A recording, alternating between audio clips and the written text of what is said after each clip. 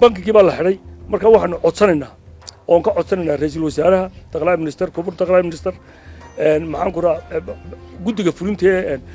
barwaaqo maxaan ku raa madaxweynaha dawladda deegaanka kabineetka deegaanka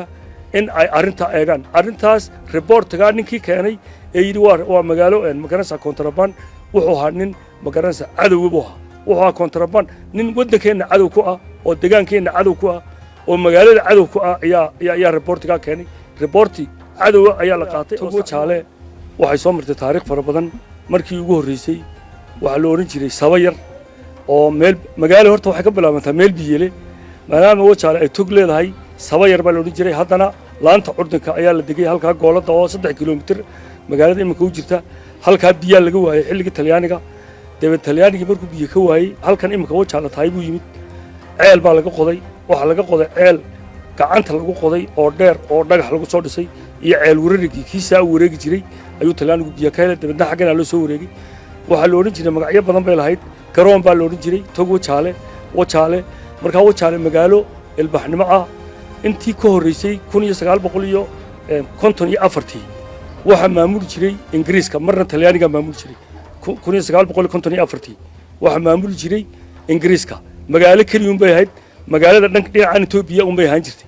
laakiin 1954 markii uu reserve area la bixiyay ee Itoobiya la siiyay ayay Itoobiya soo degtay halkan dabeedna dadkii badankiisii uu ka qaxay waxa la degay daanta shee maadaama ay laba meelood kala noqoto dhankaasna Ingiriis noqday waa 54 Ingiriis buu ahaa dhankana ay noqotay Itoobiya ganacsiguna weligeedii aan la hedba ganacsi sharciyeysan baa ka socday halkana lagu dejin jiray alaabta wixii xaggan ka yimaad wixii xagga ka yimaad halkaas ma lagu dejin jiray waa la kala iibsan jiray oo dhankaana waa laga iibsan jiray dhankana waa laga iibsan jiray marka magaalo si sharci ah u shaqeysa way marka in badan oo 100 sano qiyaastii waa lagu qiyaasaa marka magaalada Togo Jaale magaalo xadaarada oo maxaan ku raahdaa wixii dhanka ka jira midka kale faa'iidooyin badan baa ay leedahay xuduudda marka la joogo haddii faa'iido xagga ay ka jirto wax fiican ka jirana waa laga wada faa'iideystaa haddii dhanka ka jirtana waa laga wada faa'iideystaa xilliyadii hore dawladihii hore jiray cadow ay hayno waxba lagama ka faa'iideysan jiray iyagu cadow isku ah laakiin imika dawladdan imika maanta waxa la bilaabay oo la yiri haddii xagga ay faa'iido ka jirtana biyo haddii xagga jiraan laga wada cabo haddii xagga jiraan laga wada cabo si aanay manaariyaaga cadowga aanay u noqon oo la isku soo gelin labada dhinacba